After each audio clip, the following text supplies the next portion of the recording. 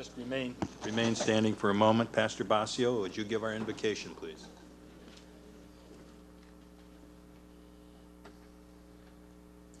I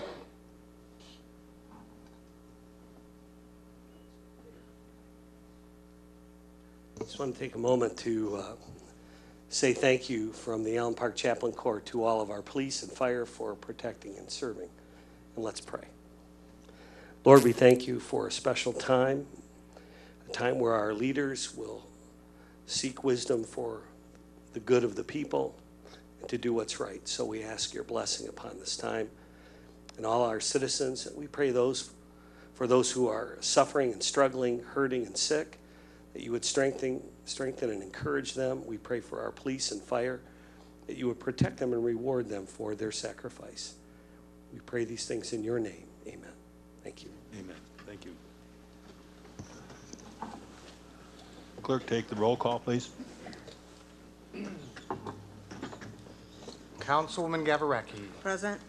Councilman Templin. Present. Councilman Cisco. Present. Councilman Hayes. Present. Councilman DeGiulio. Still here.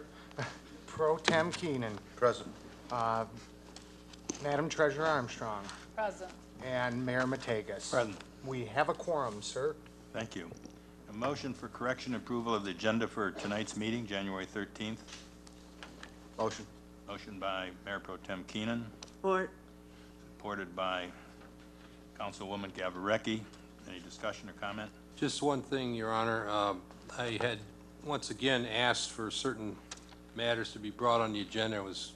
I don't know if I got an answer. I didn't get an answer, so I guess they're not going to be on. But I had hoped that the finance director would be here to discuss in particularity many grievous concerns I have, and I've shared and I continue to share. Thank you.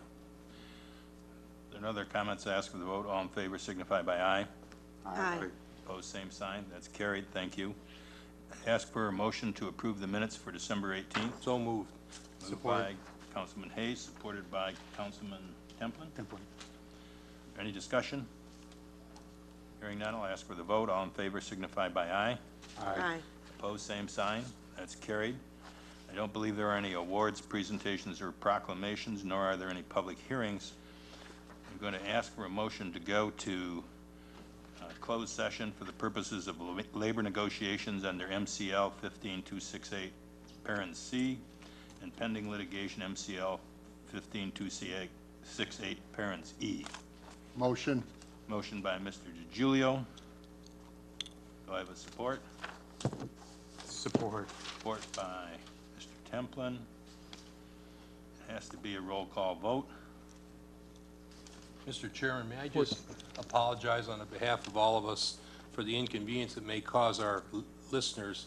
We will try to, I'm sure, make it as quick as possible, but we know you come out of your way to come here to these meetings, so we apologize. But we have to do it this way for reasons we can't discuss at this point. Thank you. Clerk, take the roll, please. This will be a roll call vote to convene into executive session for the purpose of labor negotiations, MCL 15.268C, and pending litigation, MCL 15.268E. Is that correct, Attorney? Yes, it is. Okay, I will start the roll. Councilman DeGiulio. Yes. Councilwoman Gavarrecki. Yes. Councilman Hayes. Yes. Councilman Keenan. Yes. Mayor Mategas. Yes. Councilman Cisco. Yes. Councilman Templin. Yes. The yeses have it. We shall convene. We will go immediately to the administrative conference chambers, and again, because we have a number of attorneys attending tonight, that's the reason that we put this forward on the agenda, because they come from many different parts of our state.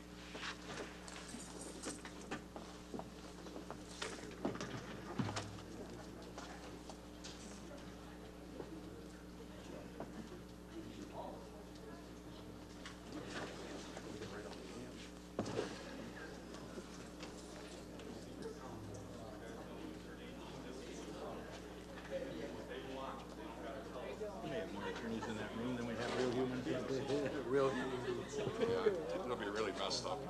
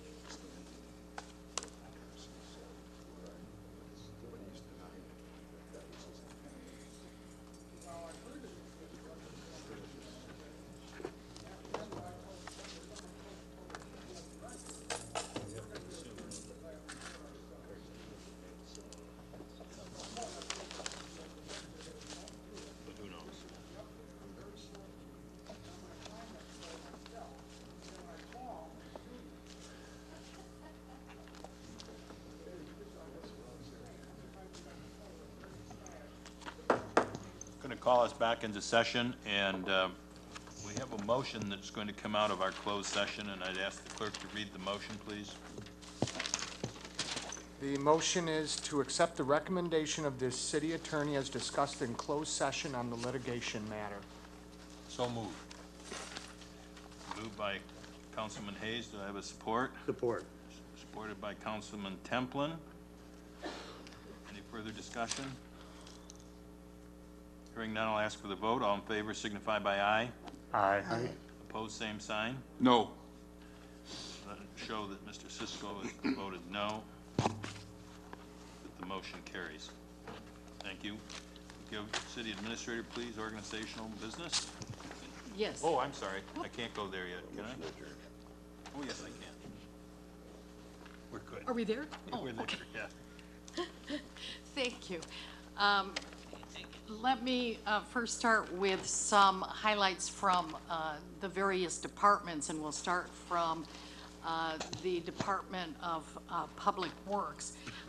As a continuation from the last month, their motor pool division is currently repairing and making sure that appropriate maintenance work is done on the snow removal equipment, also creating the preventative maintenance schedule for the vehicles for police, fire, water, and sewer.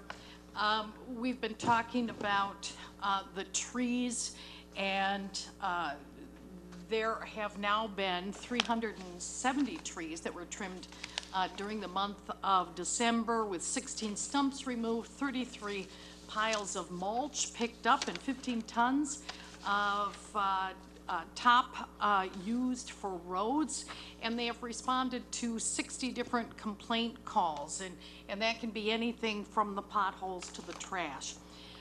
Water Department is repairing water main breaks as needed. They are also relining the water main along Ecorse Road. And I think we talked a little bit about this last month too, where they did have a little bit of a problem with a really good shutdown because the mains and, or the water main and the gates were installed way back in 1928. But what they're talking about and what they forwarded is that during December, you had 5 water main breaks, 1 water gate repair, 2 hydrant repairs, 1 water service disconnect from the water main, 18 gates turned on and off for the Ecorse relining project, 15 new water meters installed, and 45 main break sites checked and patched as needed. Sewer Department continues to maintain all 10 sewer pump stations. They replaced one of the pumps at the storm pump station last month.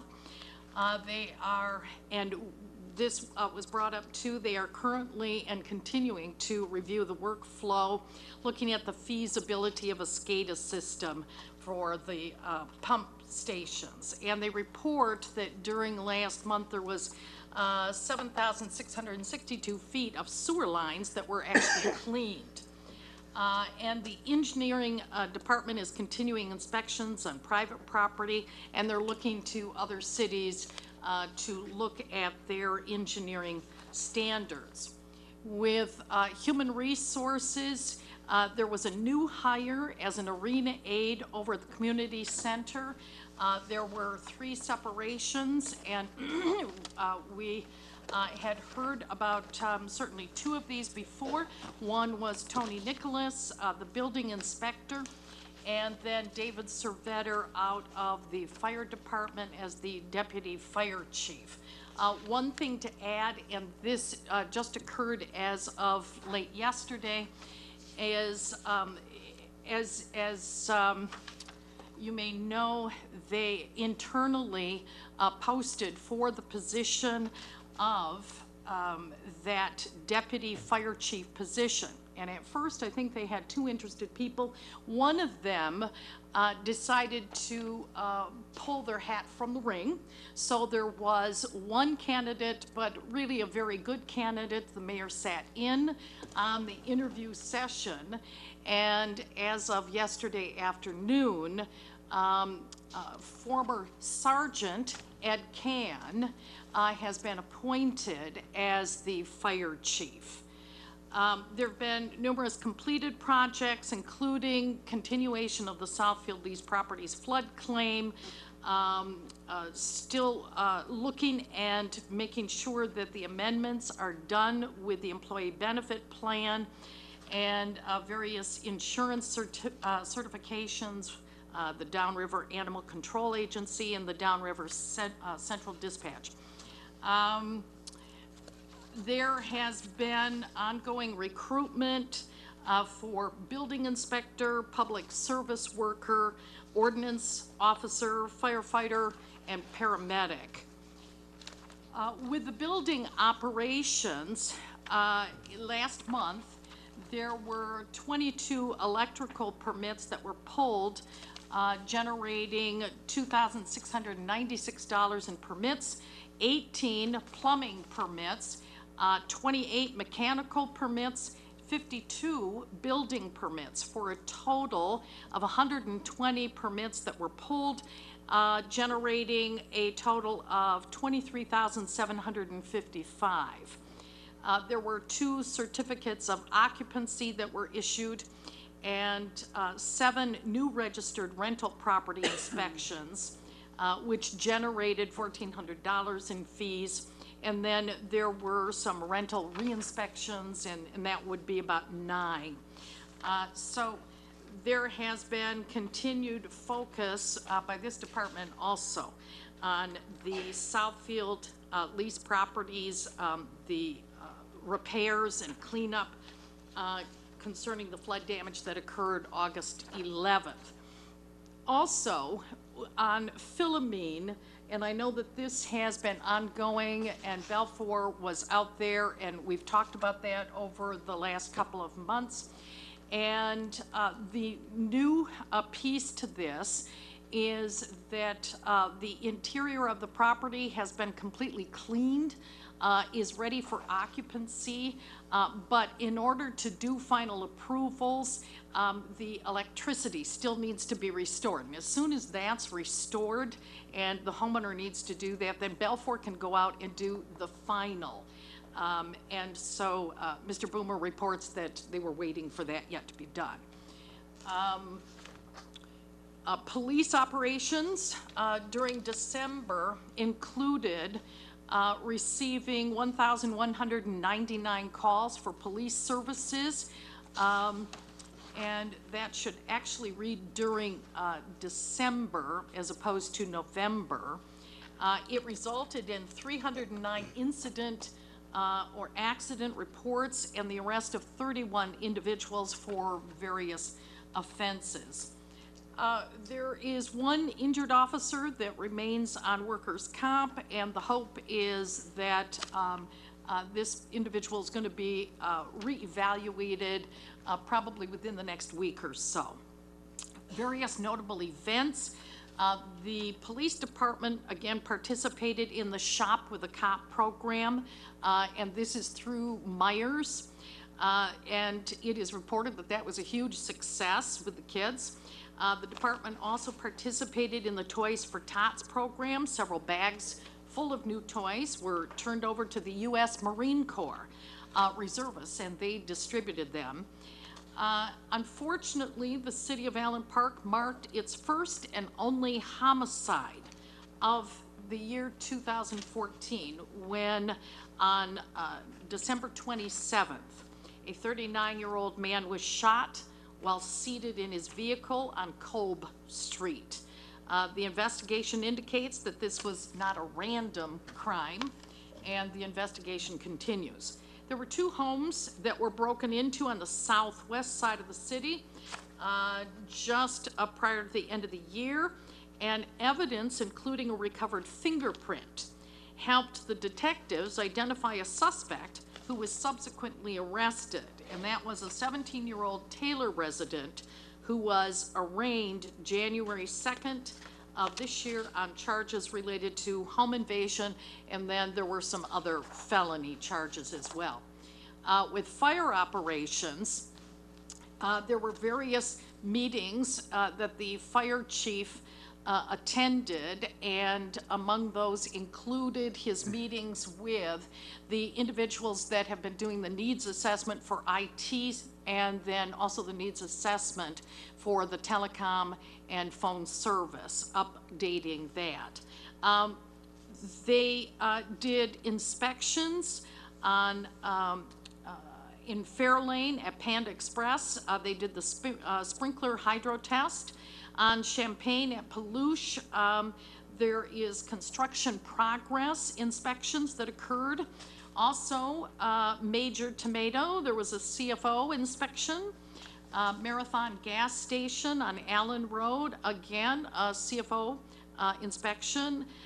Panda Express, there were several other tests that were done through the fire department as well.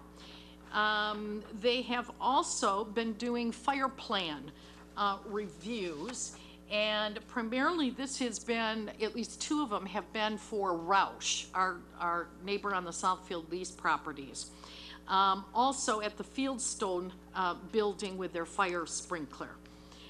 They did have a fire investigation and call out at 9340 Allen Road, and this was a structure fire. They have addressed a couple of apparatus issues, including Alpha 573, which was out of service because of engine problems, but that I believe has now been returned to service, of course, and 572, which has reoccurring charging system problems, and that there has been a delay of repairs due to the fact that the anticipated delivery for the new ambulance is about to happen but hasn't happened quite yet. And so this ambulance is going to replace Alpha 572, which is a 1996 model. The new ambulance was purchased with the FEMA AFG grant funds. Annual EMS stretcher maintenance and inspection has been performed, and we had 2 engines that also had annual maintenance checkups, if you will.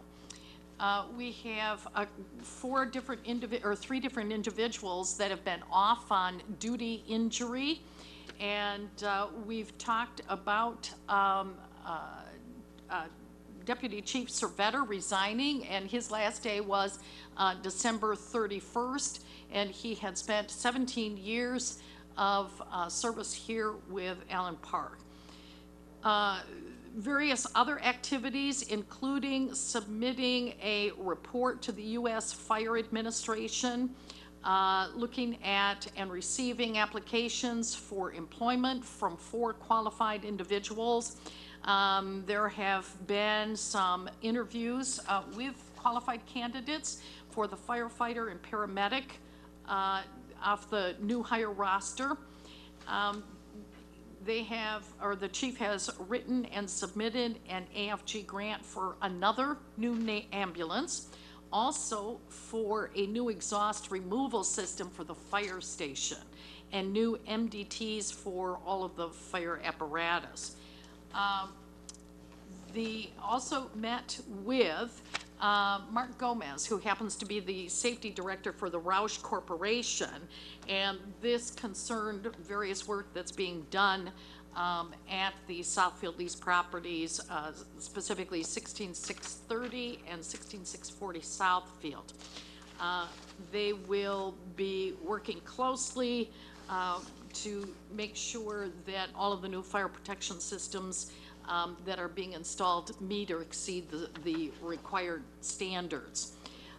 Community center, one of the things that I just want to alert you to is that coming up in February, we will mark the 1-year anniversary, if you will, of the city taking back the operations and management.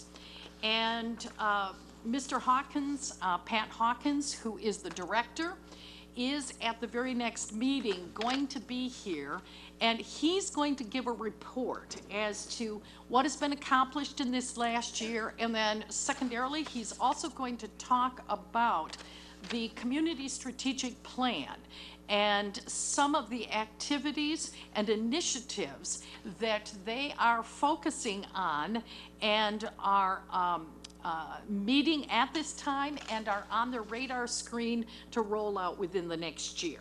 So that will be at the next meeting later in January. There had been planning and promotion for a youth basketball league and ice skating lessons in December. Also, a new program, particularly attractive to seniors, has been evaluated and planned, and the equipment has now been ordered, and that is the pickleball program.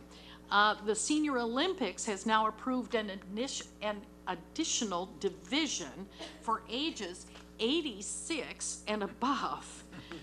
Wow.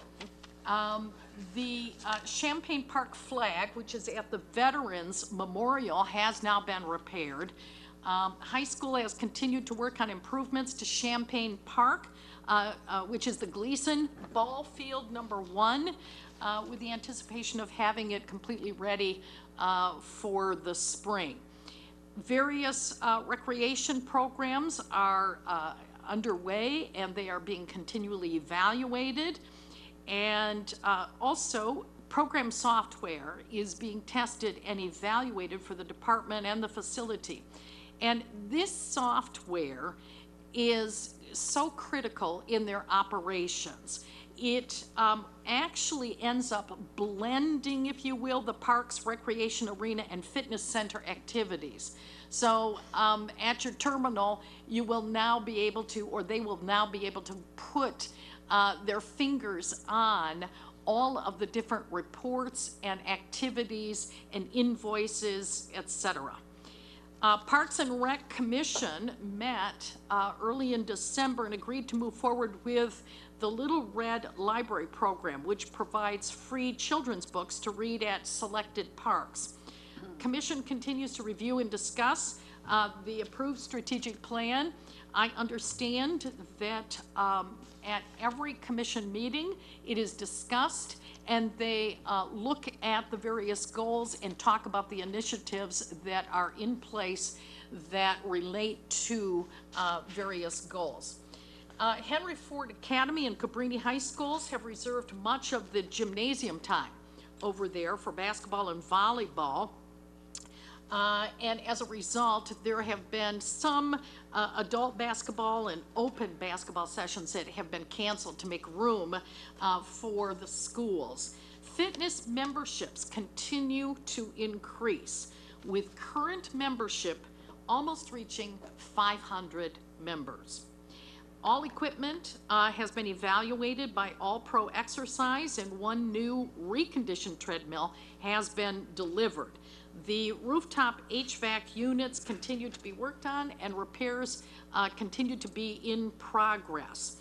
Allen Park High School continues their hockey season, and participation has increased for open skating, sticks and pucks with the younger ones, and private rentals.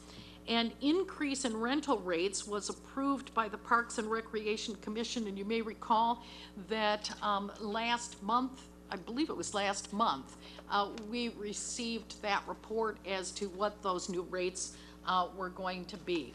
and those rates were increased based on other municipalities' comparable rates, because, and it still remains true that ours are the lowest.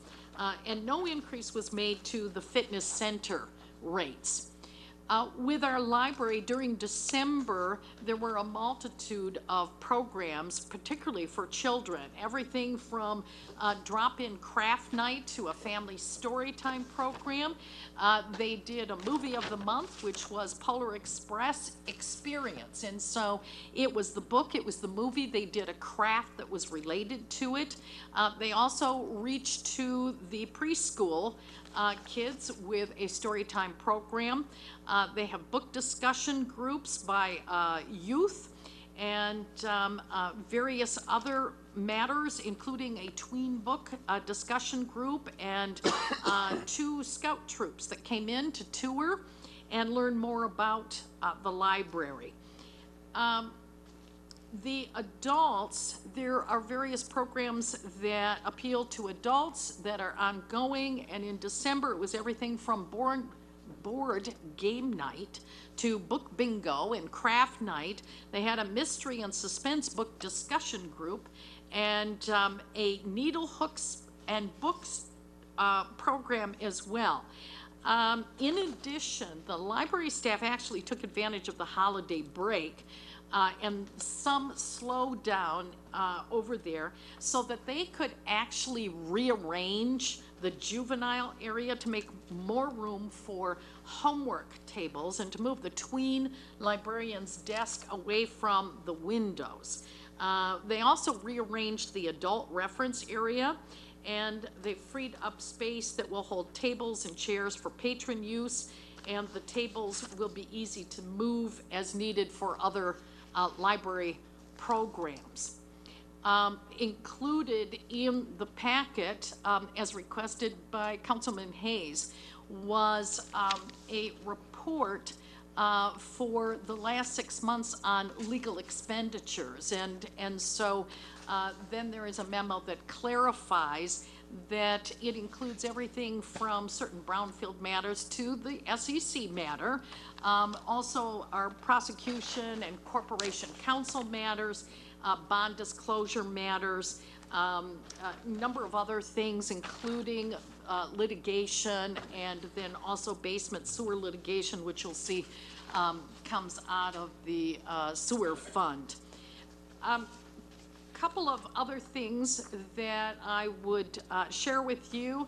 There was a very preliminary draft of a 5-year rolling budget and a draft of a 6-year capital improvement plan that was submitted to the state to be in compliance with Order 57.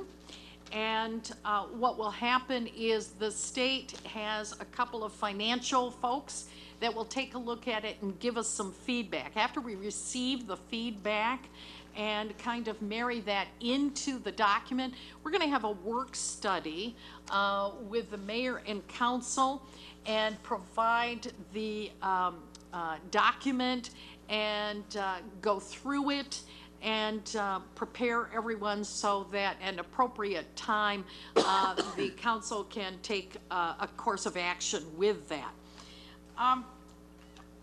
Vendor payments are being timely made, and the reason I put that out there is anyone who was here for the RTAB meeting may recall the conversation around the idea that sensitive vendor payments may be paid, and that would seem to set up 2 different groupings of vendor payments, those that are being paid that are considered sensitive and or reoccurring, and those that can wait until the RTAB determines an appropriate pre-approval system. One of the things that I wanted to make sure that everyone knew is that I have shared all of this with the staff, received their input, and made a decision that every single one of the vendor payments that I have seen thus far, I consider sensitive and or reoccurring, and they have been paid. And I have made sure that the state knows that I am not withholding any vendor payments because even those small shops, it becomes absolutely critical, in my estimation, that we pay their bill, even though, maybe comparatively speaking, it isn't as large as others. It's just that it becomes more important to those stores and those shops. So I simply reiterate that all of the vendor payments that come before me that are reviewed are being paid on a regular basis. Time Equities continues to be in the process of closing with Allen Park Inn and Suites Incorporated in connection with their purchase of the approximately 5.5 acres of land, which we reported before had received some site plan approval for 2 hotels. We also have a letter of intent to purchase the approximate 11 acres at 16850 Southfield Road. And this is from, and I'm already going to apologize because I'm not sure I'm going to get the name correct, but it's Andreas Apostolopoulos. Thank you. And it is a purchase offer for $1.8 million. I will also indicate that when, literally just before Christmas, I was able to sit down with both he and the CBR individual that was representing him. We initially talked about having them come and do a presentation for the mayor and council and answer any questions that may be posed. And at first, there was discussion about the date of January 20th. I have repeatedly tried to get in touch. Today, made contact again, and as of this date, I do not have any confirmation of any date. What we're going to try and do as time slips away, if the 20th is not doable, and I say that because I understand that he is in Australia right now and will not get back until the day before, we will try to see if we can make sure that he is here to do the presentation on the second meeting in January, which I believe is the 27th of January. January. Of January. Okay. Yes, and to actually follow up on your comment, the Bogie Group, headed up by Ron Bogie, has asked specifically to come before the council at its regularly scheduled meeting on February 10th. He looks forward to providing an updated presentation regarding his offer to purchase the property at 16850 Southfield Road. He is also freshening up and updating some of his materials, and as soon as those are received, they will be forwarded to the mayor and council. Also, as we've talked about, or I talked about a few moments ago, is yesterday Ed Can was appointed the deputy fire chief. I want to talk just a little bit more in depth about one other matter, and that is there were numerous telephone conference calls with bond counsel and bond disclosure counsel. And the determination was made that, in fact, there could be certain documents that could be given to the RTAB, and I asked specifically that they be given to the mayor and council, and tonight you have those. And it has to do with the preliminary information concerning a tender offer and bond information. These are concerning the bond information refunding documents. And The various documents that you have include a memo that was put together by the city's bond council to kind of give an overview of what you have here. Also, the 2015 preliminary statement and a 2014 tender and refunding invitation. I know you've seen Order 56 before, but because it references it and includes it, we have provided that to you again. That order is very detailed, and the idea is that when there is movement forward and we have specific detailed information on the terms and conditions of the tender offer and the refunding of the 2009 bonds, then that information will be folded into the documents that you presently have. Just a little bit more information so that you have some idea. Presently, there is an outstanding principal amount on the 2009 A bonds and the 2009 B bonds, which is 24 million, a little over 24 million, and 2,840,000 respectively, so that you've got some idea. And the city would propose to invite bondholders to submit an offer to sell all or a portion of their bonds to the city. The purchase price for the tendered bonds ultimately then would be paid by the city from a portion of the proceeds received from the sale of the Southfield lease properties and proceeds from the issuance of other bonds, and this will be like a series 2015 A bond, and I also believe the B bonds, both of which will be taxable.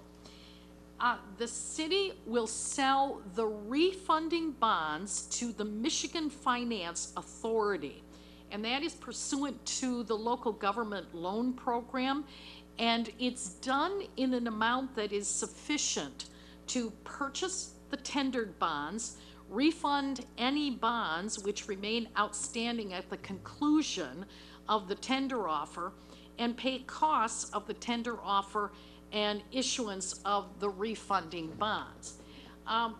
As you know, this is probably the first of more detailed information that Bond Disclosure Council has indicated is all right to put out in the public arena.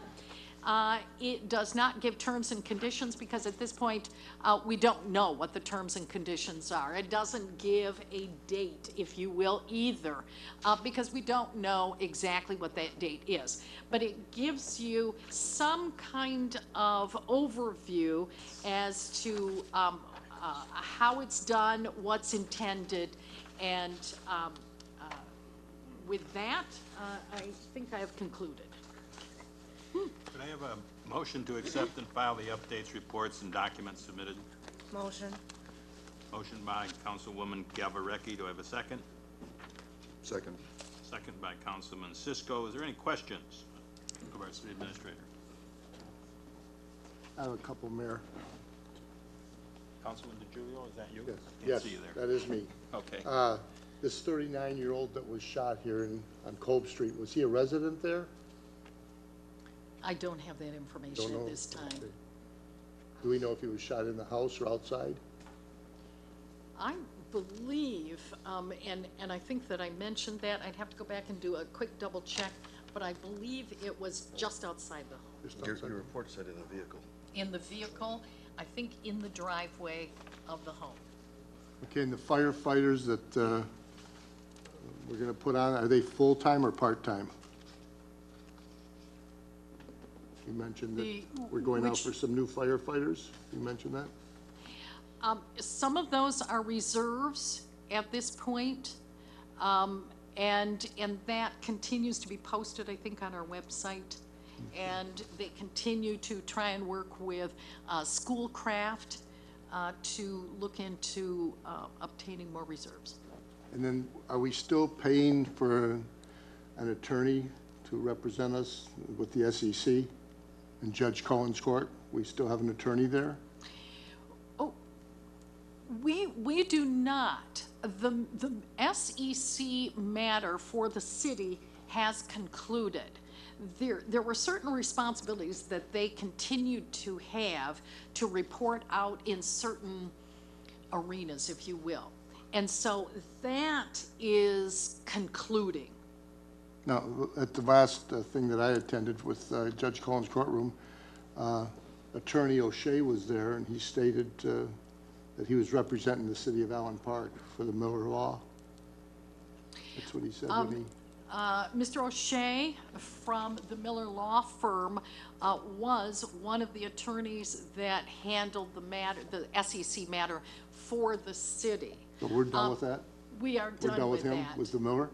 Yeah, we are concluding all of that, yes. Okay, and the time equities, the 5.5 acres, where are they at? I mean, are they a front acreage, or do we know?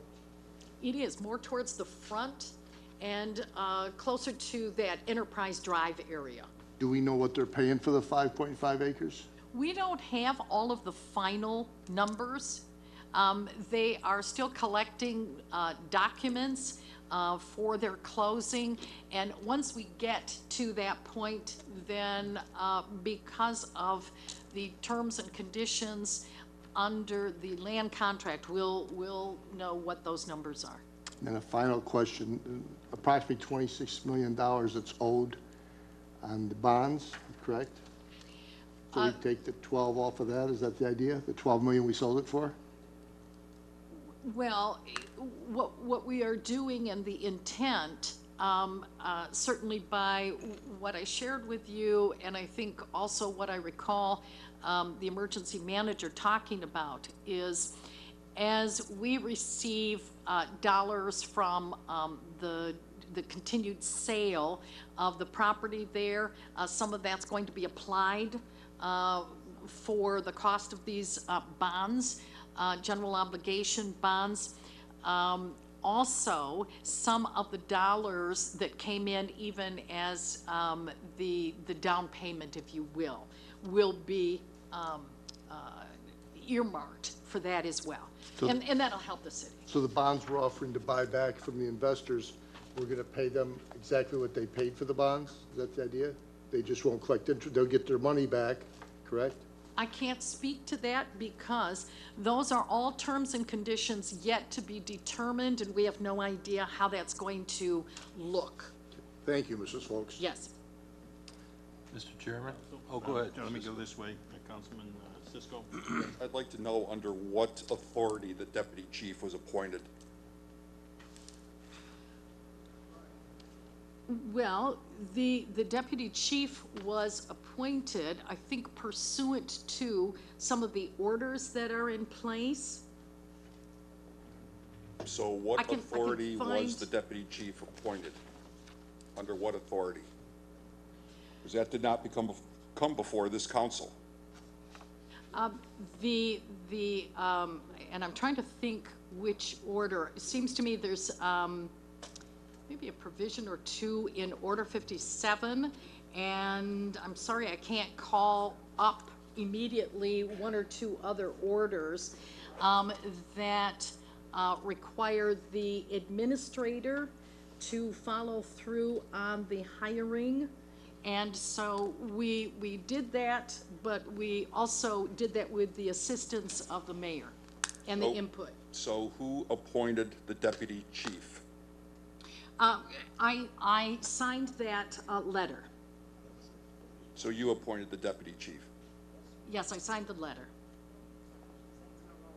At what salary? The salary is less than what was being paid prior. It is a salary of $70,000. With benefits? Yes. This is a non-union position? That's correct.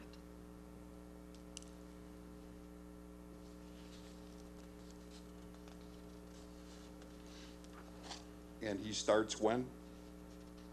He started yesterday. And we found out when? I think this morning or this afternoon. Just seems odd to me that we just find out these things after they happen. That's all. We did wait for him to actually tell us whether or not he was going to do it. We had to wait for him to indicate that he was willing to move forward.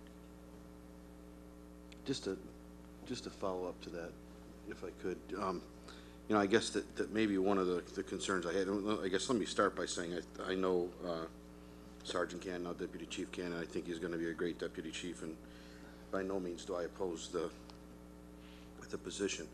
And I have said publicly here over a period of time that I do believe that the deputy chief is the right position. However, their contract is, as I understand it, the language calls for one of two positions, either the deputy chief's position, which is a non-union position, or the fire inspector's position, which is a union position. And that decision as to which position would be in the contract is a decision of the mayor and council, or I guess under the new orders, maybe your decision. But I've always said that I think it's better, it's a cost savings to the city to have the deputy chief, because there's no overtime involved, where if it's the fire marshal's position, you know, if there's call-ins for fires off hours or whatever, that there could be overtime that would be incurred in that. However, with that said, I do think that me saying that under normal circumstances is understanding that it's normally a lieutenant or a captain that moves into that deputy chief's position. So having a sergeant move in to that position, I'm not sure if it's as advantageous to the city. I would have been curious, I would have liked to, and you know, I mean, again, I have no problem with Chief Cannon, the situation as it lies, but I guess it would have been nice for this mayor and council to be able to at least look at the numbers to see what it would be like to promote a sergeant into the fire inspector's position based on a sergeant salary, as opposed to the salary position of a deputy chief, and that could have weighed on which way we wanted to go on that decision. I still would contend that I think it's right the way it is, but again, just the ability to have information and make educated decisions is at least what this councilman's looking for. Thank you. Let me go back to the right Sure. here. Councilwoman Gavricki, did you ask for recognition, please? Oh, I don't think I did, but I'd like to just, I will now, though. Your hand up that way, okay. No, my hands are like trying to stay warm. No, I think I echo a couple of the sentiments that have already been said, but I would have appreciated at least notice, something that the position was going to be filled, rather than to attend a commission meeting and hear from a commissioner or a committee member that the position was being filled. I think I was just kind of taken aback by that. So I would appreciate a little bit more information, just a note saying, hey, we're looking for something, but to be blindsided at a meeting, I felt like a fool. So don't want to feel like that anymore. More information would be better than none at all, so thank you. Councilman Hayes. Yes, thank you, Mr. Mayor. I would join my colleagues in their comments with respect to the fire position. I appreciate, Mrs. Folks, you having given me, or all of us, some of this material on the legal matters. However, in looking at it, I'm rather confused. On the one hand, you announced that you are paying payables regularly, quickly, routinely, and yet I noticed, for example, one glaring item, the prosecutor, where we pay the equivalent of about $3,300 a month, and it's an ongoing process to the Pentec firm. $40,000 a year for prosecutions, and I think we pay, if you divide that up by 12, it's like $3,300 a month. And according to this, it looks like we've only expended $4,000 so far, $4,050 this year. Then on the other hand, I know that Mr. Pentek's firm handles more than just the corporate counsel work here, but so I'm looking at this top line where there's $53,000 expended thus far, and by this time, if he were just taking or billing for his usual $6,600 a month, which would be 1/12 of the $80,000 a year, he would be obviously less than 43, it'd be 40,000. So the other 13, I presume, has to do with other outside activities. And then I go on to look and see that we have these other law firms. For example, one that's very glaring to me was the fact that, notwithstanding the fact that our labor agreement, as I understand it, and as I just was reminded recently, or within an hour ago, was reached, I think, in the year 2013, and yet we have $100,000 budgeted for the years 14-15 and 15-16, when there's no, well, in 16 there may be a new contract, I don't know, but and we've spent $60-some thousand on labor counsel already in a half a year of a $100,000 budget. I'm just trying to figure out how does that happen. And then, of course, all these other, I'm not going to go through each and every one of them, but some are way over expended. And if you total up all the budgeted amounts for professional services, other, for legal services, for prosecuting, stuff like that, it appears as that we're way over budget, maybe by as much as $75,000, $80,000 already. And you wonder, with multiple lawsuits, I was just called in to be deposed in a lawsuit last week here in City Hall, and I don't see that on here. I don't know who's handling that, but I guess the insurance company. But what I had in mind was a listing of every lawsuit that we are a defendant in, and I know there are many, and these are public records. I guess I could probably search the various courthouses around Wayne County to try to find out on my own, but my point is, those all have costs potentially associated with them, not all of which will be covered by our insurance company. For example, I see you're budgeted $45,000 for deductibles. If any lawsuit results in a claim or an award of over $15,000, and if we have several of those, that will consume that $45,000 rather quickly. So I guess I'm just concerned with that. And let me go on in another budget matter, because you know I've been asking for you to provide the overtime report that we were accustomed to getting. And I happened to run into the chief as I wrote you, and I didn't get a response from you as usual, but I wrote you about the fact that I ran into Chief LaFawn here in the clerk's office the other day, and I said, gosh, Doug, I wish we could get that old report. And he says, I still do it. I still do it. I said, well, we don't get it. We shouldn't have to work so hard to figure out the simple. We had a simple tool. It was a quick view, a quick snapshot, something easy to understand. And I don't want to have to pore over the budget and this and that and extract a 2-week pay period and then figure it out over a 30-day month or a 31-day month, and take 2 pay periods times 28 and then divide it by 30 days, whatever, to get a real figure. That was a great thing. It was a month-to-month period, had the good information. So I'm very concerned. I wish I could say that I didn't believe this, but I have the sense that you are trying to obfuscate this material in the best way you can so that we don't have information. It's not just not notifying us of critical matters.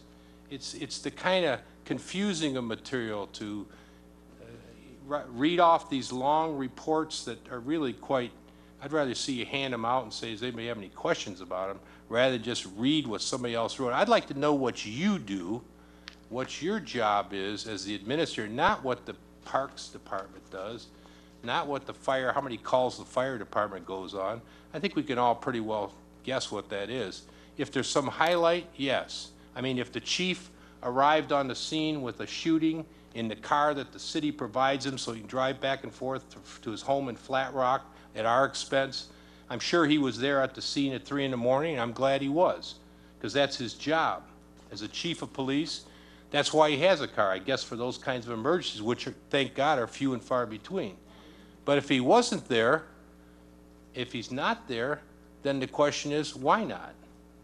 And same thing with the, I know the fire chief. If there's an event, I know he's there. He was at the Paluch fire. God bless him. He showed up, he has a vested interest, but he also has an interest primarily as the leader of the police or the fire force.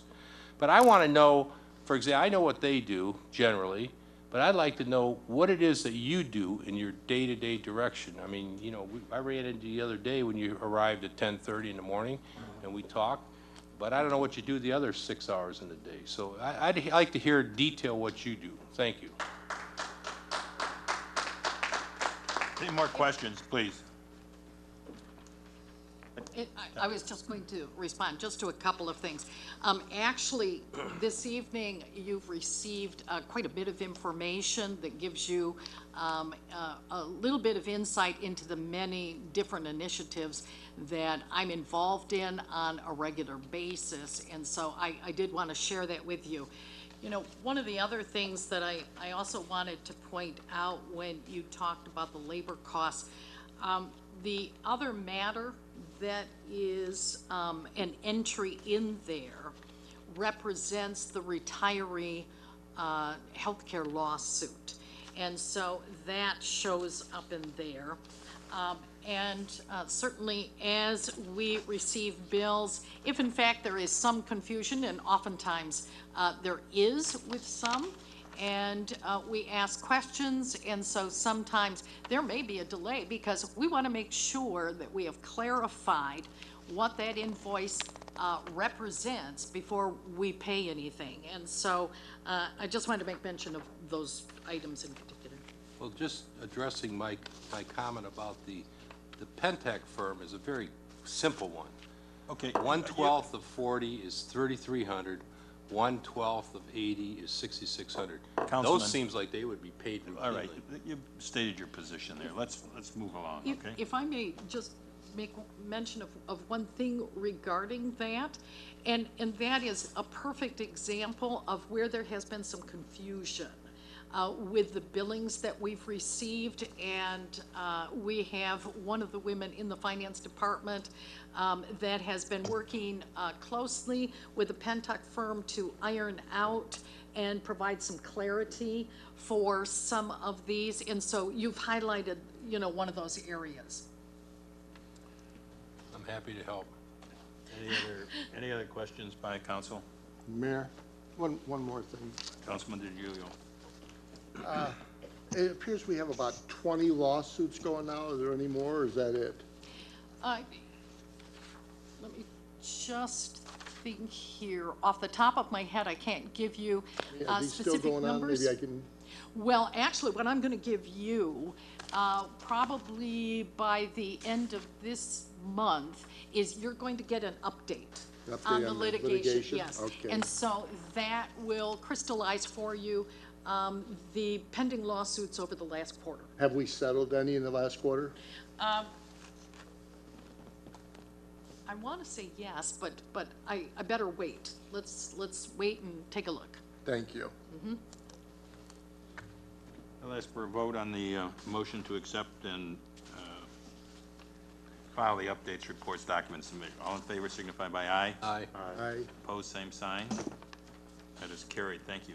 We're at the public comment section, and I'm just going to go quickly through the rules of decorum, please. Individual may only speak on an issue after the individual has been recognized by the chairperson. Comments from the floor shall be made at the podium, at the front of the council table, or such other area as designated by the chairperson. Prior to an individual speaking from the floor, the individual shall identify themselves and state their address for the record. We just use a street name rather than your individual number for that street. All comments shall be directed only to the chairperson. Speakers are not to address other members of the council or members of the audience, and each member of the public may speak for up to 4 minutes. All written statements should be given to the city clerk prior to the meeting so that copies may be made available to the members of the public body. No individual shall be allowed to make any defamatory attack or invasion of another individual's personal life. There shall be no questions, comments, discussions, or attacks regarding anybody's personal life. The chairperson shall immediately rule out of order any person who begins to bring up such issues. If the chairperson does not do so, any member of the council may, by calling for a point of order, request the chairperson to rule the offending party out of order. If the chairperson does not rule the offending party out of order, a council member may call for an appeal of the decision. If the chairperson's decision is overturned, the offending party shall be deemed as being out of order. If the person is allowed to continue to speak, the person who is being challenged or whom the comments are made against shall be entitled to make an immediate rebuttal.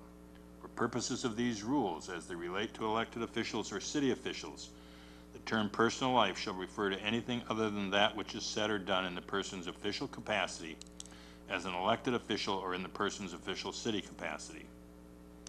Members of the public body may question the speakers, but members of the public body are not obligated to answer any questions or make any statements on the issue raised or discussed by the speaker. Issues may be referred to the appropriate body, department, or individual for investigation and review. No person or group shall be allowed to disrupt the meetings or proceedings. Any individual who fails to comply with these rules after having first been warned by the chairperson to cease such action shall be ordered by the chairperson to leave and or be ejected from the meeting. So with that, do I have any citizens that...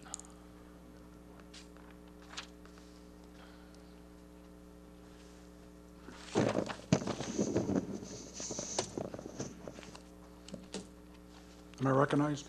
You are. Happy New Year. Ray McGusson, citizen of Allen Park, Quant. First of all, I believe we should have had a special meeting in order for us to go ahead and give our students the opportunity to listen to a city council meeting. What you just did was something I believe could have been done in a different way. If those lawyers came here and we had to go ahead and go out of our way to accommodate the lawyers around our city business, could have been done at a special meeting, dated as such and said as such. Instead of just having it at a regular meeting, as we did, where all those people came and then had to be told, just leave. We might see you, because you never said how long it would take.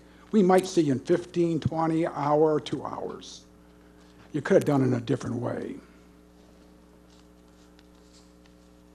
Mr. Mayor, through the chair, Ms. Folks, you said, and you have been stated in the papers a number of times, in a couple articles, where you said you are willing to work with our city council to keep them informed and work with them. You have not. You have not in a way where it looks again that they were not informed of what happened with our deputy fire chief. Mr. Cisco, I go along with you, and through the chair, Mr. Mayor, to our city attorney. Is that man considered an officer of the city of Allen Park? Question. Hard to answer, ain't it? Because if you answer it in the wrong way, you just broke the Open Meetings Act. Ms. Folks, well, Mr. Mayor, through the chair, you were not elected. You have not been appointed by any of us here. Anyone through here, you might not be here in another year. It is imperative that you understand our city council lives, breathes, and plays in this city. And what your actions of what you have to do sometimes, which you are allowed to do, will go ahead and play with us and stay with us for the next 20 years, or maybe only 17 years. I firmly believe that the officer, as an officer, like police chief or fire chief, is and should be appointed by the mayor and should be authorized by the city council and voted at an open meeting like they have been done in the past. Have a great day. Thank you very much.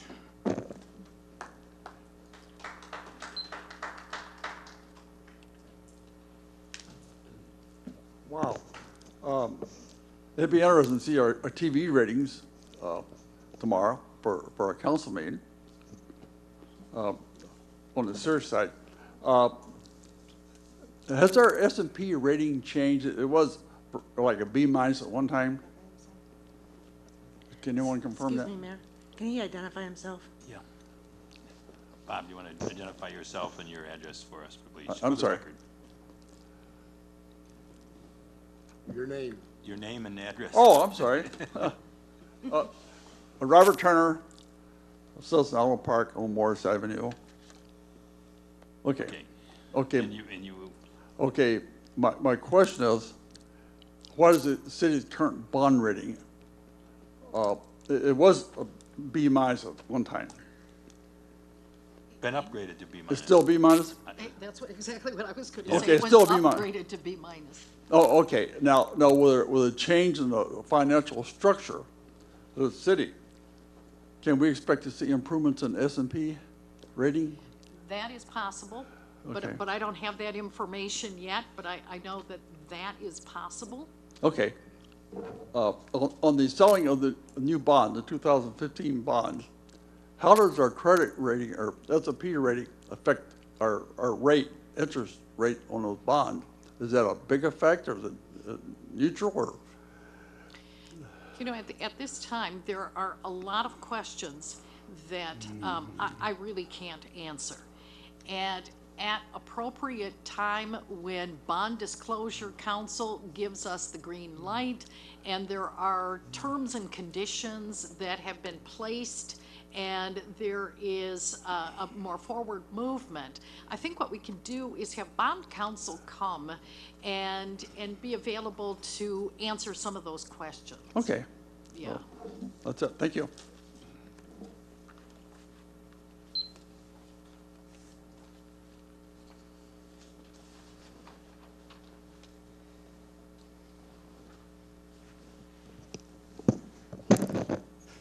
Charles Sloan, Champaign. First off, since I haven't been here in a couple of meetings, I hope you all had a good New Year's and good holidays. Next, I'm so short, sorry. I've been seeing the meetings though, and I'm glad to hear about the last meeting about the updates of the situation with the new website going and everything. Next, I want to say what a great year 2014 was. Looking back, yes, we had a flood. Yes, we had a terrible winter, but you know, we're doing well this winter. We had wonderful new businesses coming in Allen Park. I think Jennifer Keeby said up to more than 15 in the DDA section of downtown area, as well as like on the hill, new businesses coming in, as well as the city taking control back in the community center. I think that's wonderful. And you know, like I said, with the winter, with the road departments, I just want to say great job so far what they're doing this year. You know, we don't have as much snow as we did last year, so from what they're doing, good job to them. I really hope in the future that we can have more employees in the DPS department with this budget, that 5-year budget that we're talking about. I really hope that we do have more police officers in the residential area, because from all the stories I hear and see on social media or even in the audience and stuff, that's not how Allen Park should be it should be a safe city to work, live, and play.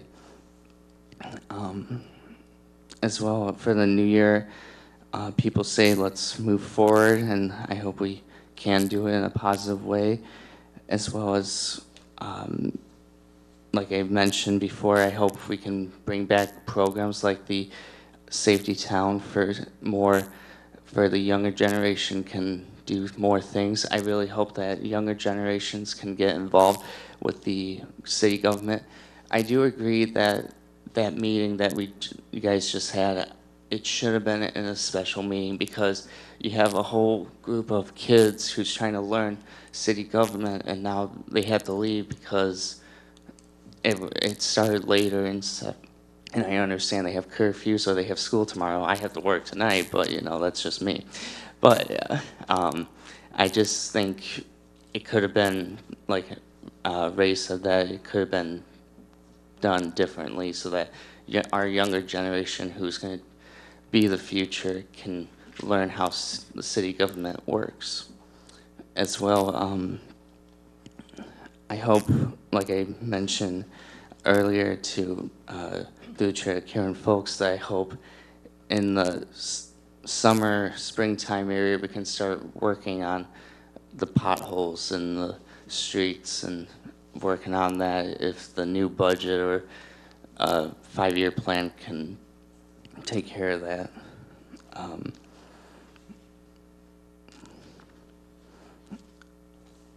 I want to say good job to all the volunteers who I see helping their neighbors out, shoveling their snow and stuff. And I just want to say good job to each and every one of you. Thank you.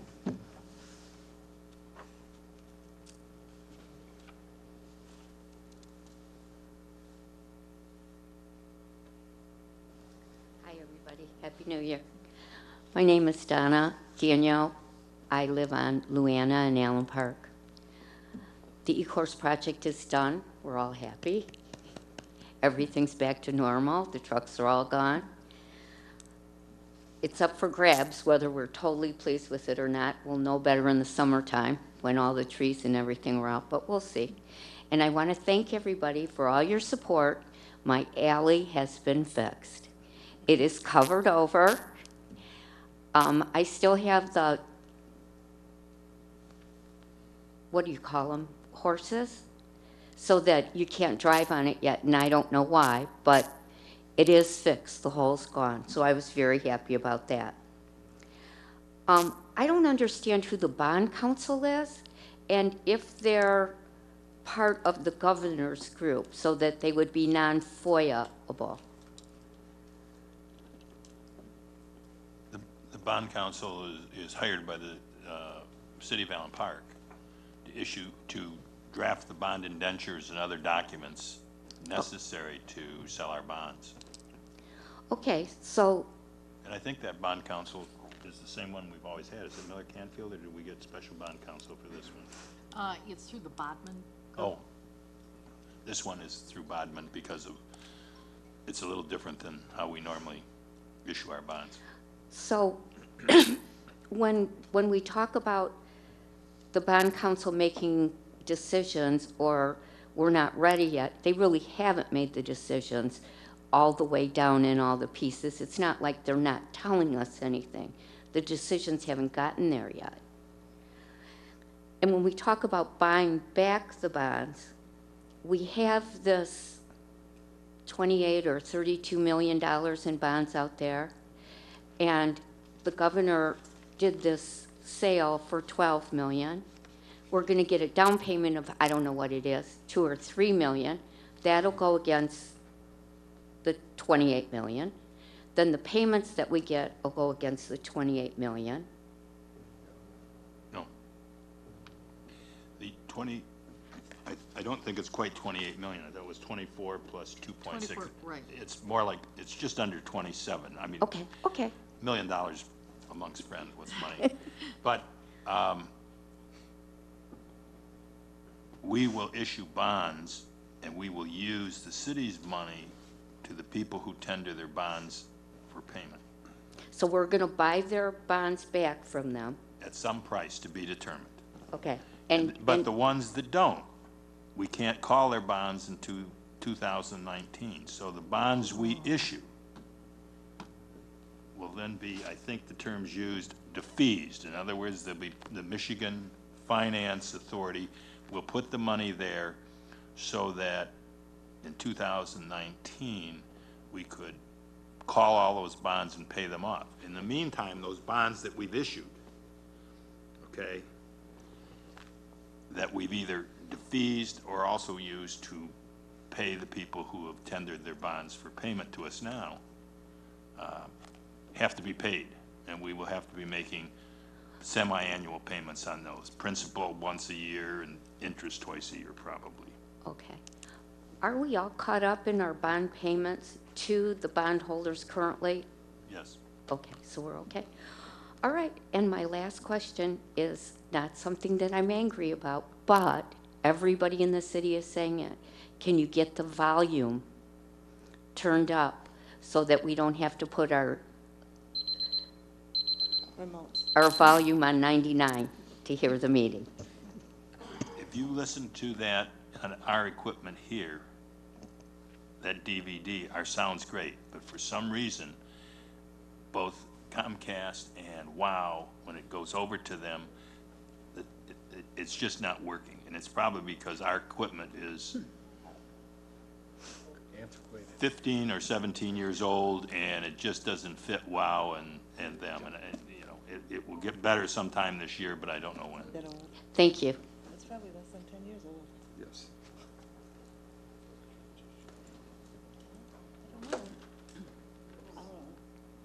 I got a fall. Maybe they hear it before we got it. Good evening, Mayor, Council. Al Wojcinski, Vine Avenue. I want to thank, first of all, Mr. Wilson for getting on that ladder and the fire department for being there to catch him if he had fallen, for fixing the flag at Champaign Park. Question to the chair to Mrs. Folks. Who authorizes the overtime of the DPS? You, Tom Wilson, or the mayor, or who else? Tom Wilson actually, the following morning of each preceding day, carefully goes through each and every time card. And if there are any questions as to the legitimacy of any overtime, he goes and checks it out. Okay. Now, the other point is, why aren't they working in the AM, starting at 6 instead of 8, and getting the schools done prior to the schools, school time? Because I live across from the middle school, and last week it was miserable. Kids falling, cars running into each other. It was ridiculous. There was nothing out there, nothing. And I guess, that comes back. Okay, how many people are we short in the DPS? To the chair, to the mayor. Well, in terms of servicing our roads, we've just hired 3 that just started work. We're having a little problem getting them broken in as newbies, and there'll be 1 new person that starts a week from tomorrow. Oh, 1 tomorrow and another 1 a week from tomorrow. So it'll be 5 new people within the last 30 days. At what rate of pay? That I don't know. Can you get an answer for me that I'll be here tomorrow? Thank you. This is in regards to Mrs. Folks talking about the bonds and yada, yada, yada. We're not lawyers out here, Mrs. Folks. We are trying to understand, are we negotiating bonds now, or are we still paying extra $100,000 a month? Because once we sold the property, got the funds, should we not have been in negotiations to start reducing our interest rate? Through the chair. You can answer after I got a couple more questions. My other question is, when are we moving? 6 months, or we just don't know? Okay. And also, I'd like to know the salaries for new firefighters, new paramedics, and for new police officers.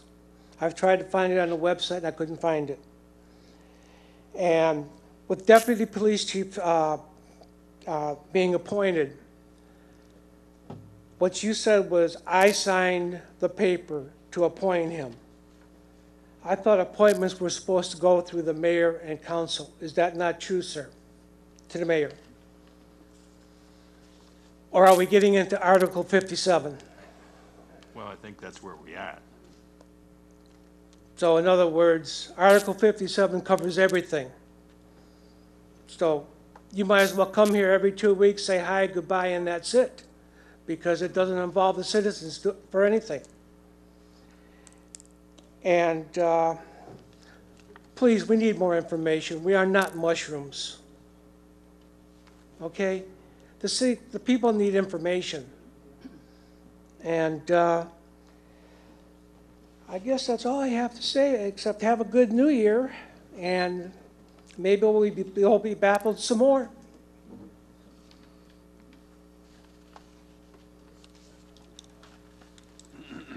Any other citizens?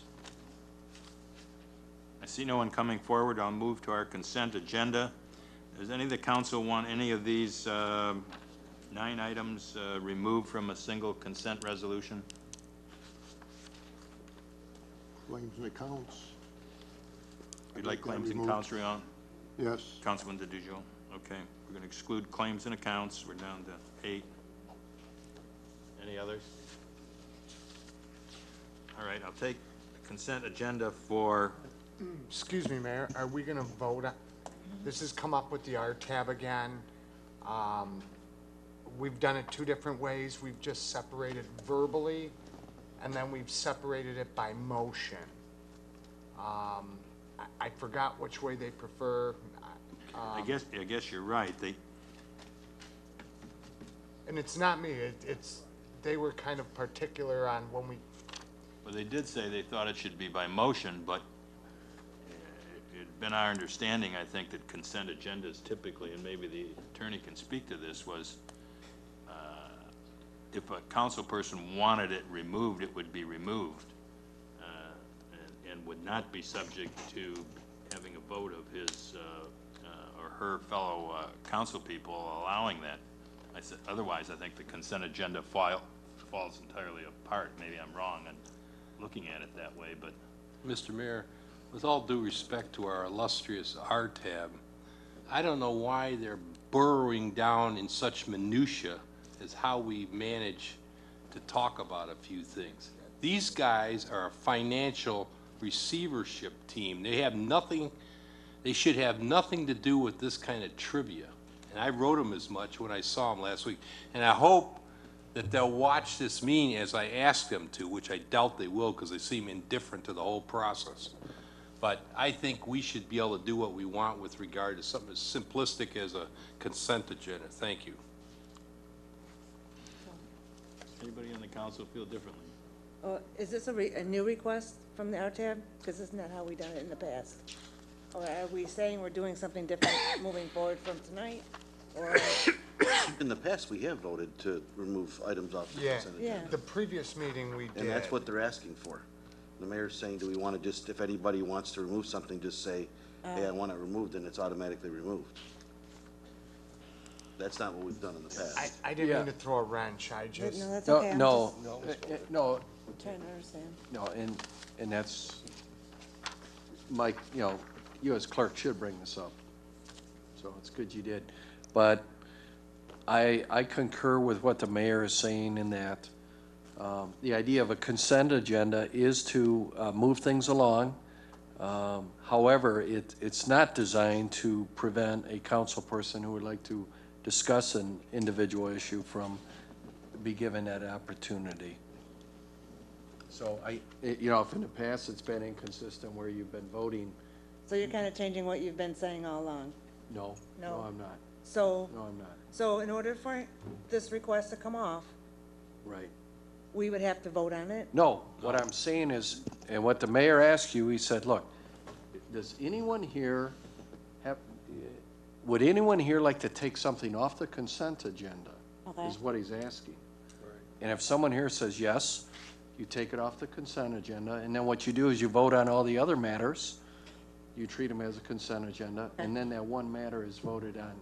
Now, if something's been inconsistent at a prior meeting, I apologize for that. Okay, that's not how because- we've done it in the past. Well, we've kind of gone back and forth We have, and with I this just wanna consent clarify. agenda, and, Okay. and I think, like I mentioned a while earlier, we're gonna work through this on this new agenda, Okay. and this is part of that. So, have I answered that question? Well, and I hate to beat a dead horse, especially one so petty, but what I will do then is I will indicate in a statement that it has been removed, because they're very, okay. Sure. And that was removed on opinion of council. Because otherwise, you know, we're freezing out a council, I'll say no more, I think I made the point. No, my concern would be, I wouldn't want a consent agenda where a lot of items would be So on why don't there. we just take all these individually then, instead of consenting? Because we're gonna do 8 of them now. Just took care of 8 items. Okay. So I need a well, motion for items A2, B1 through 4, and then C1 through 3. Motion. Second. Motion by Mayor Pro Tem Keenan, and second by Councilman Templin. Any? the other way- I think it was the other way around, but, We both said motion oh, okay, Dueling motions. whatever, just keep moving. So I'll ask for the vote. All in favor signify by aye. Aye. Aye. Opposed, same. That's carried. Now, claims and accounts, Mr. DiGiulio, Councilman DiGiulio. Okay, I see here where we, there's $14,400 we paid for gasoline. Is that just for this month? You know, I'd have to take a deeper dive, but I believe that's just for this month. Have we corrected the problem there at the gas pump? I mean, I know we were kind of concerned whether it was a fact or a hyperbole, and we know now it's a fact that gasoline was being stolen. Have we corrected the problem? I know that Tom Wilson has gone out for bids for, I'm probably not using the right terminology, but like the gauge and the lock, it's a different kind of piece that goes on there. And he was moving forward with that, but I will double check. I will say, Mrs. Folks, that it is locked every single day. I go to the post office every day, and I've been pleasantly happy to see there's a padlock and a chain, which was always available, just never used, and now it's locked routinely. How long that'll last, God only knows, but it is now. Why don't we put a logbook perhaps at the fire station and have people go in there and decide, and get the gas and have a log, how much gas they're taking out of there, and maybe even the key to open the gate would be there at the fire station to eliminate so many people having a key to the gas pump to Can I, prevent future abuse. let me just speak to the issue, because before this thing broke down, and it's been broken for several years, and I couldn't believe it, but somebody said it's well over $10,000 for the type of monitor we had. But every vehicle had a code. And if you were in that vehicle and you came to fill it, when the system was working, you had to input it in a number, so we could keep track of every vehicle's gas usage. And you could tell, actually by that vehicle, who was supposedly using it But at how that do, time period. Now we don't have that temporarily. I mean, how would we know that that vehicle is the one that's being gassed up? If you have the code, you could put any vehicle in there, correct? Well, through the chair, Yes. when I did it, in fact, you can still enter that information, because I've been doing it for a long time, not realizing it doesn't register. But when you go up there, one of the first things is either your vehicle number, then you have to put in a variation of your social security number. And then it actually, the software, and it was around 10,000 last time we did it, it was sophisticated enough to, from what I was told, to monitor. Right. Like if that vehicle shouldn't have gas, and there was a code, but I had to get permission to use it to fill like an election vehicle. Because if I had to rent a vehicle like a U-Haul, so, and it monitored how many non-city vehicles, but today's technology, it'll tell you how much fuel that thing's using. I mean, that's the beautiful part of today's technology, so they will get there. Like if you have an F-150, it knows you're gonna fill up, I think, I don't know, 30-some gallons. So, but I have seen a few variations through the years when they've tried to go out for bid, and it's pretty impressive what they can track when the system's working fully. But the way the system is now, you could put 20 gallons in the F-150 and put 15 gallons in your own vehicle.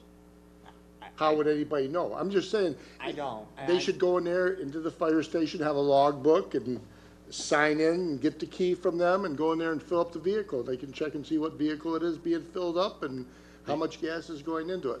Okay, that's, But they are doing, but I just want to say, they are doing that now, Councilman DiGiulio. They do have a logbook? Well, I don't know if they have a logbook, but they have to go through the fire department Oh, they do? to Wonderful. get access. Oh, So, okay. I mean, I'm assuming that the fire department isn't allowing civilian vehicles. I agree. I mean, that's why I say that, that's why there's somebody to oversee it now. And We didn't they- have that before. And they've gone through and they've actually made provision for every firefighter to be able to go out there and open it up, which Great. we didn't have at one I time. mean, that's It great led to that a we few have that in problems. place now. Okay. One more thing. We paid $2,950 for a light. Was that to replace a broken light, or what was that for? $2,950 for install a lamp for building maintenance. What was that about? I would not be able to tell you without looking that all up. So if you want to give me exactly where you're looking, and then I can follow that through and get back to you. Okay, it's right, What is it? What is the number? right here, right there. Right. I have an arrow going towards it. Wow, do you have a magnifying glass? Here, want my glasses? I might need them. Just 1 second. You have bifocals? Actually, there are trifocals. Oh, really? Okay, good. Yeah, just a sec. Page 4. Yeah, Is that in the, it's just that the numbers are fairly little on his. is he in the Department of Public Service? It's 101-445-931-000. Got it. You know what I thought is it replacing a light that was damaged in some way, or did we put a new light in for some type of safety feature? I'm going to assume that it was a replacement, but I won't know until I look at and track it down. Okay, thank you, Mrs. Folks. Sure. Oops, I'll give you that back. Thank you. Any other questions on claims and accounts? I'll ask for a motion to approve claims and accounts, please. So moved. Mr. DiGiulio has moved. Do I have a second?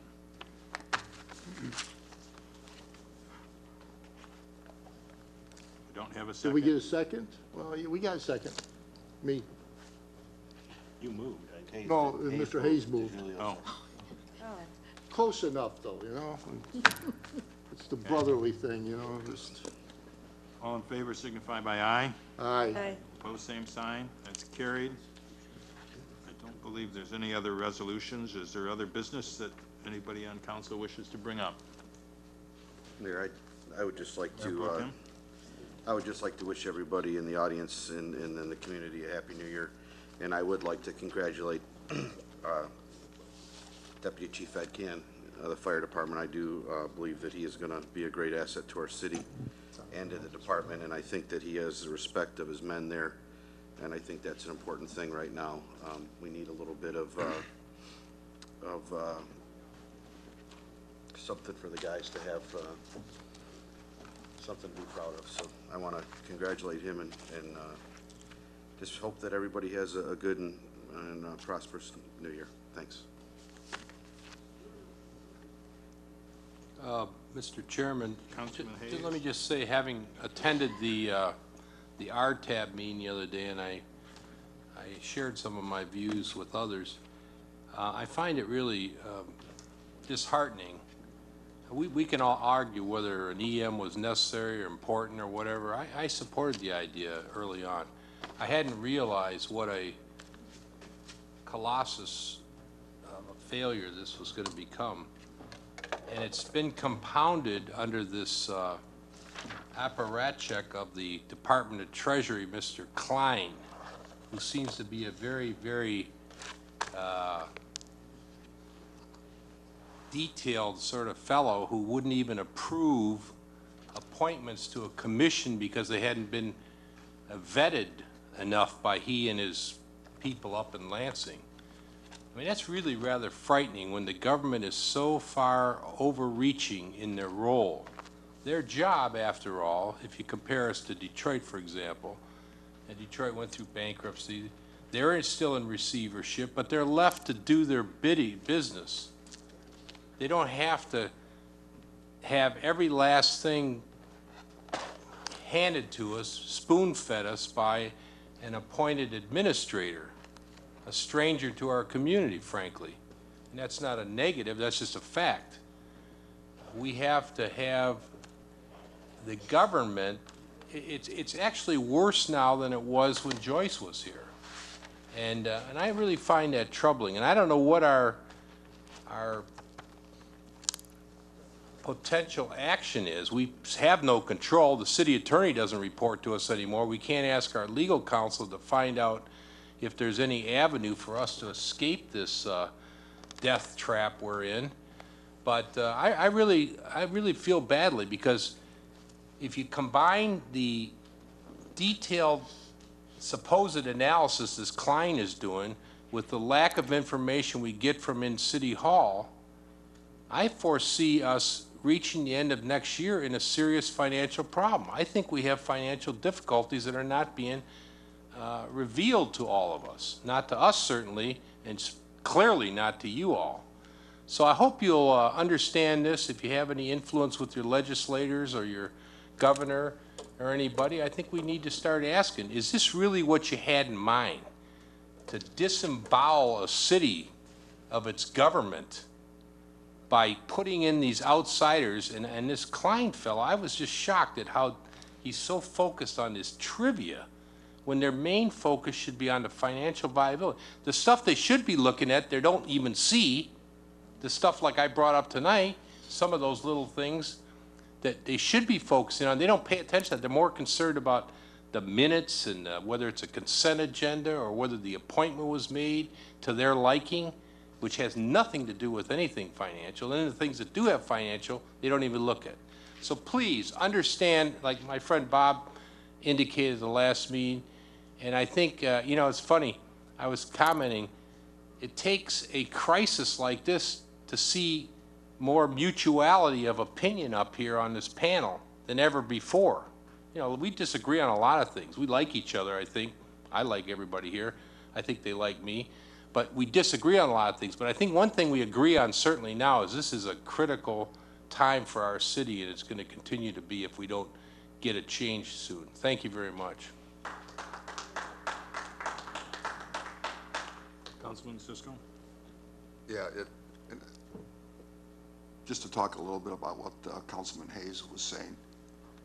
You know, when we voted for a review team to come in and look at our finances that were in really bad shape, part of it was due to the unions not accepting our proposals and rejecting us and telling us that they'd rather deal with an EM than us.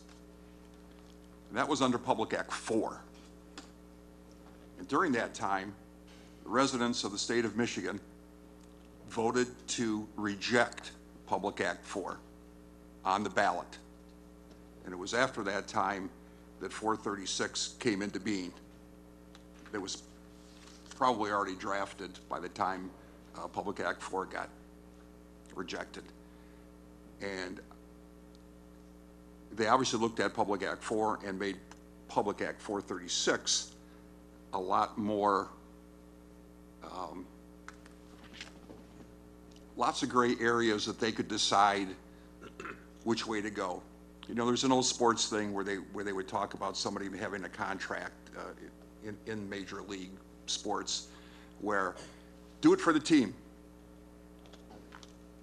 But then on the business side, it's well, but this is business now. So you're out as part of the team. And we're caught in that position. The deputy chief position, I think, caught us all a little bit by surprise. And this is, and I just want to say, this is nothing to take away from Ed Can, because he is a fine man. And I think he'll do well in that job. But we had often talked beforehand that that position could be modified somewhat, and we're not at that point anymore. There are things that are happening that we don't know about. And I am not going to sit up here and allow some things to happen that I believe are happening.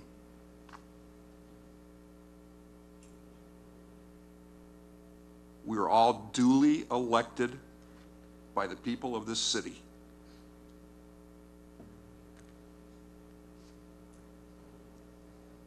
How is it that the city of Detroit can operate as a functioning government, but the city of Allen Park can't? How is that possible? Are we the test tube for everything? Are we the stepchildren? Because that's the way it's seeming these days. As you could probably tell, I'm not too happy about some things. And sometimes I believe that the right way to do things is maybe not quite in public as this, as long as they get done in the proper manner. But my confidence is at an all-time low at the moment. And I'll finish with that. Thank you. Any other council speakers? Hearing none, I want to thank everyone for coming out, having patience because of our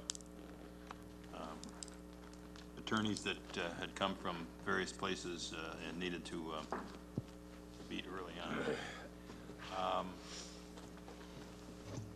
And hope everyone does have a good new year this year, and that the snow remains mild. Take a motion for adjournment. Motion. Mr. Sis. Mayor Pro Tem Keenan is supported. All in favor signify by aye. Aye. Opposed, same sign. Adjourned at 8:58.